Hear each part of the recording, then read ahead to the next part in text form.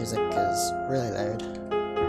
There's no option settings. Oh, that's loud. That is really loud. Setting 1012. Perhaps slightly chillier in the San Fernando. Again, you show yourselves. You wavering forms revealed as you once were to clouded vision. Shall I attempt to hold you fast once more? Hearts willing still to suffer that illusion. Of lovely hours, those slipped from me and lost. They can no longer hear this latest song. I bring my verses to the unknown throng. My heart's made anxious even by their clapping. Oh my god, that sounds so annoying. A shudder takes me, tear on tear, entire. The firm heart feels weakened and remote. It's so loud. What I possess seems far away from me. Hold on. I need to lower this volume. It's pretty loud on the recording too.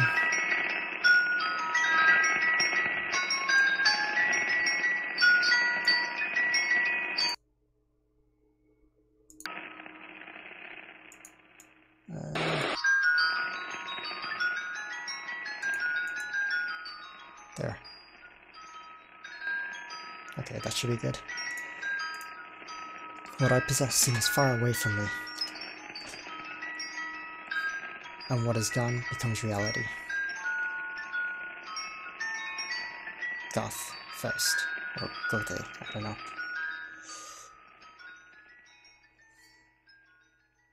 So this game is free on Steam. That's why I got it and played it. I'm playing it. Today is Heinrich Faust's funeral. Despite how the sign read, even she wasn't sure if that was his real name. So let's put it this way. Square. Today is Daddy's funeral. There were still those who would lament his passing.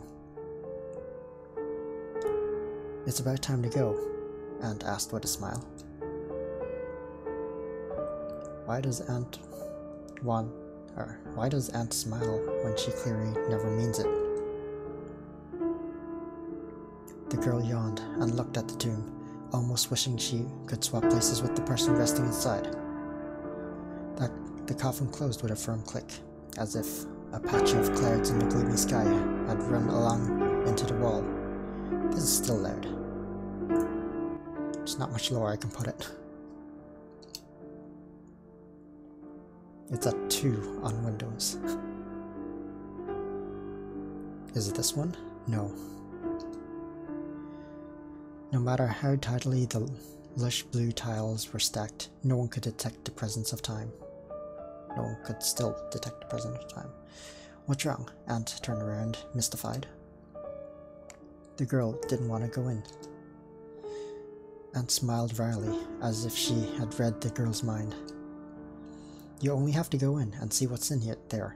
Don't worry, it belongs to you now. No, why do you think that would bother me? This isn't what you guys say at home. However, the girl kept all those thoughts to herself. Never mind, just wait outside then. Aunt waved as she turned dismissively.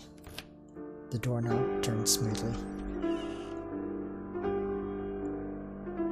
So slow.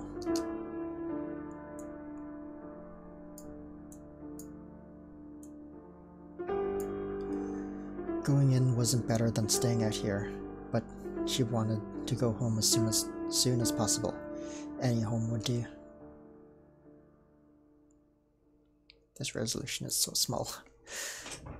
I'm not used to small resolutions.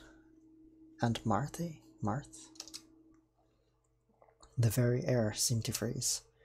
A horizontal layer could just barely be made out through the haze, clouding the unlit lights in the antechamber. In the silence, it was as if dust had stirred up by the slightest step. But the odd thing was...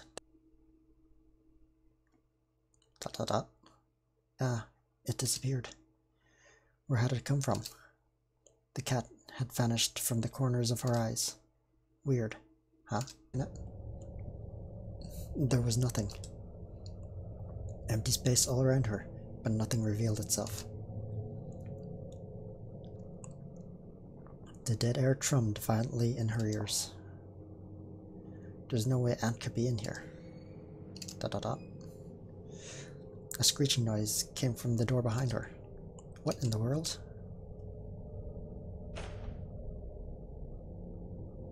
Darkness oozed in.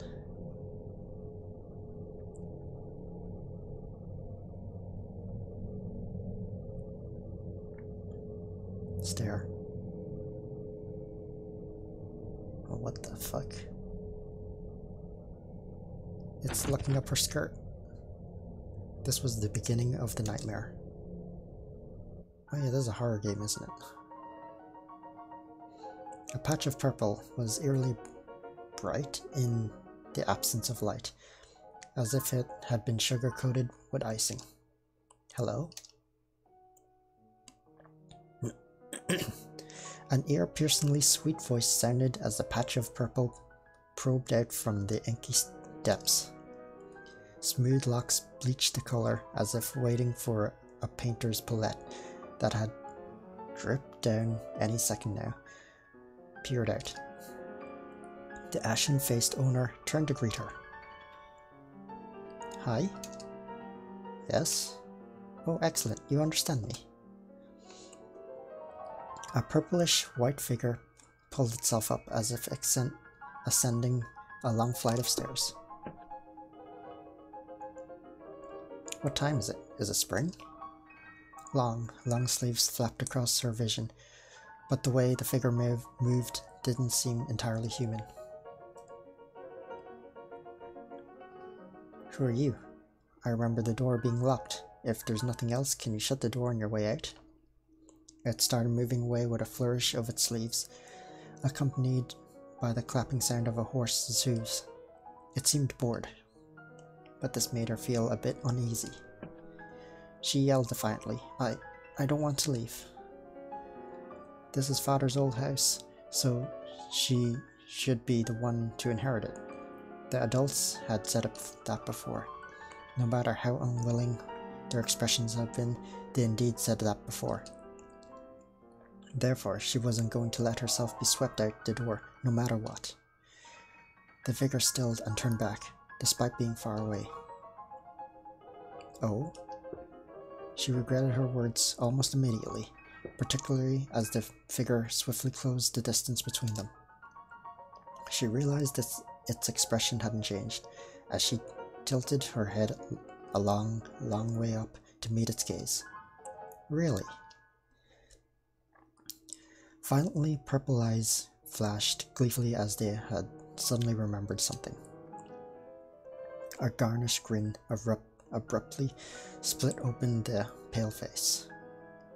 Elizabeth.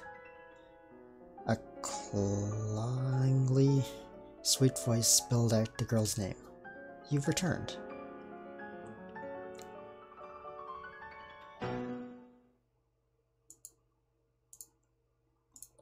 A light disappeared suddenly, as if windows shutters had snapped.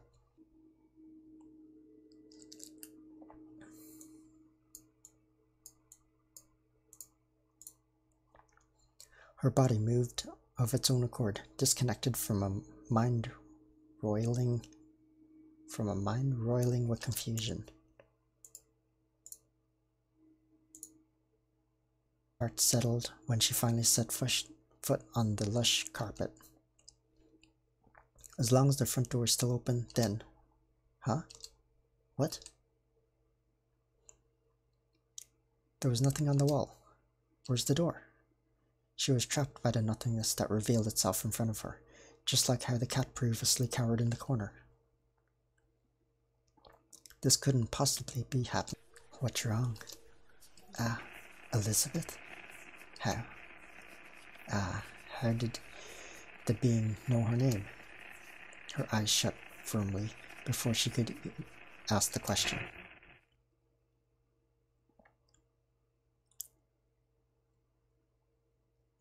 Indeed, I shall enchant your eyes and your ears, instead of shutting yourself away, sad as the worm. Sad as the worm that gnaws your books. Come, follow me to a new place. Let us go, then, to learn about life, and leave the rubbish of philosophy. Berloyd's Damnation the First.